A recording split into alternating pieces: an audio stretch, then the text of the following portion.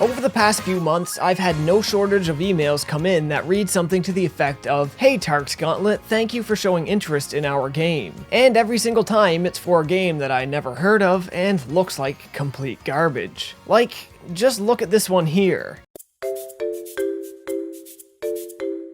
Do you think I would ever request a review code for this? I don't think so. So almost every time this happens, I reject the offer politely and move on. But for once, one of these emails contained a game that actually looked like it catered to me and to a good slice of you folks who actually watched this little show that I put together. Though I never asked anybody about this game before, Fruit Bat Factory in conjunction with Tokyo Toon sent me a key, and I accepted it, rather surprised with what I found. This game is called The Princess, the Stray Cat, and Matters of the Heart, and is launching on Steam on June 17th.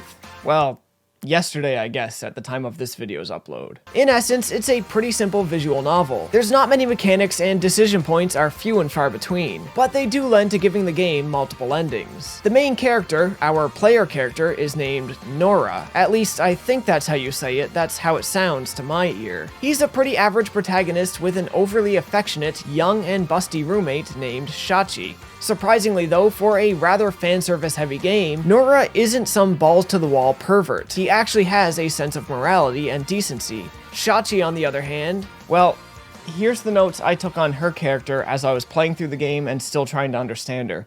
I'm just gonna read this off to you verbatim. Shachi, Nora's roommate, mysterious background, possibly has superpowers, ? Dedicated to finding Nora a wife, really wants to bang. So, there's that. These two characters live peacefully and alone in a small countryside house until one day a mysterious stranger shows up in the neighborhood. Patricia. Patricia is a demon girl from the Netherworld and is where our story really begins to come in. In order for the Netherworld to sustain itself, the humans on Earth above must have a fear of death.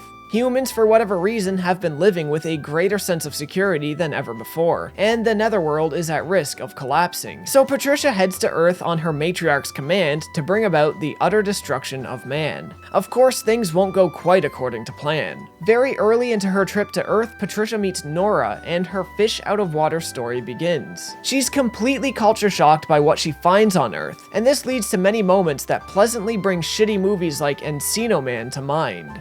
Watching Patricia try to understand Earth is an absolute treat and really hits home this game's incredible sense of humor. For example, to Patricia, every piece of written text is a tome that is worthy of being studied, as tomes generally contain knowledge of sacred and powerful incantations that she can use to her benefit. That's what it's like where she comes from anyway. Here on Earth, tomes might just be books that are loaded front to back with pornography. Seeing her early on try to come to some sort of understanding of these kinds of tomes and their hidden powers is just hilarious. Humor is something this game gets very well. I'm not a hugely expressive person, and often when I laugh, it's a small snort through my nose. This game here and there actually brought out a really deep laugh from me. Ha! Which of course caused my fiance to look up from where she was playing Tales of Vesperia on the Switch on the couch. Are you okay? Which then led to me embarrassingly having to explain the dumb shit that I was laughing at. No. As Patricia gets sidetracked with her studies on Earth, it becomes very clear that she will not be completing her given task anytime soon. And so the matriarch of the Netherworld will periodically send new demons to pick up her slack. Given how cute all these new demons are, and how much our protagonist seems rather destined for a harem, we basically already know how this story is going to pan out. At least, we think we do. But something of a wrench is thrown into this plot very early on, when Nora is transformed into a cat. Of course, this leads to Nora's fish-out-of-water tale, when he discovers gradually how much the human world isn't made for cats. And simple things like using touchscreens on phones just isn't possible with his little squish bean cat paws. Can you make a phone call? Oh shit. Nora's transformation doesn't put an end to the ecchi hijinks, however. If anything, it ramps them up. How?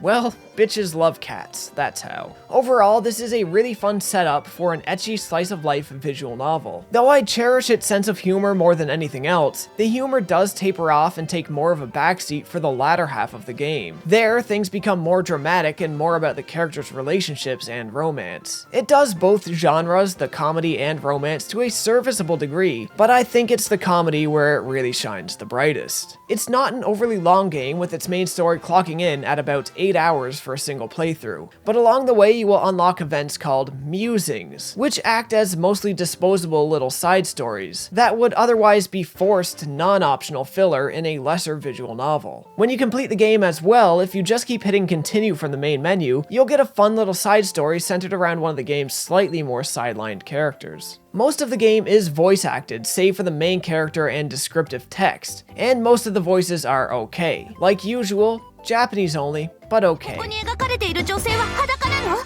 変の使いなの？絵画でラフが描かれるのはわかるわ。でもこの絵画はラフが描かれすぎよ。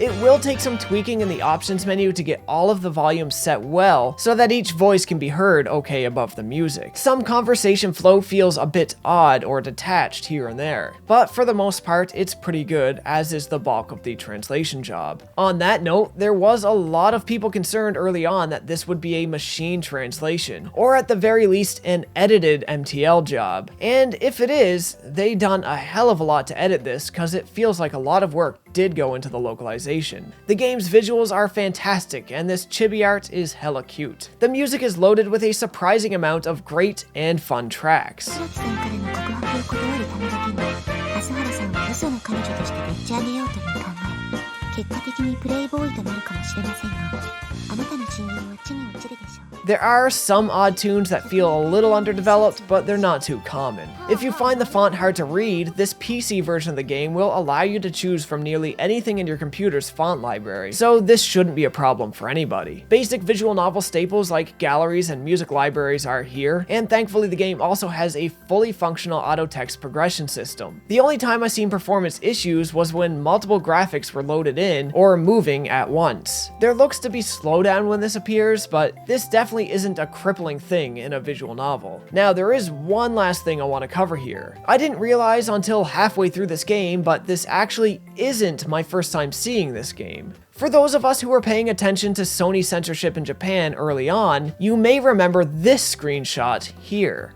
This was the game on the PlayStation 4, and here it is again on the Nintendo Switch. As of right now, the only version of this game in North America is the PC version, and the question remains, do we have a build more in line with the PlayStation 4?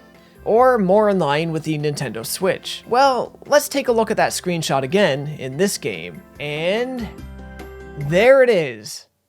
And nah, I'm fucking with you. This is definitely the same build they used for the Switch. Keep in mind, this released on Steam and won't be one of those exceptions to their rules. Anything too lewd will still have some cloud coverage. No nipples or genitals are to be found anywhere in this game, but it certainly gets away with quite a lot at times. Personally, I'm hoping to see this get to the Switch as well, as I do think it's a fun little visual novel and can use the extra exposure that little system can give it. The price on Steam is currently sitting at $19.99 USD, and I would say, given the price of other visual novels right now, it's a pretty darn good deal. I enjoyed my time with it, and if you enjoy visual novels as well, especially wacky ones with a bit of heart behind it, I think you may like this too. There's nothing really weird or cumbersome dragging it down. From beginning to end, it's just a pretty simple and fun experience. Not groundbreaking, but not a waste of time either.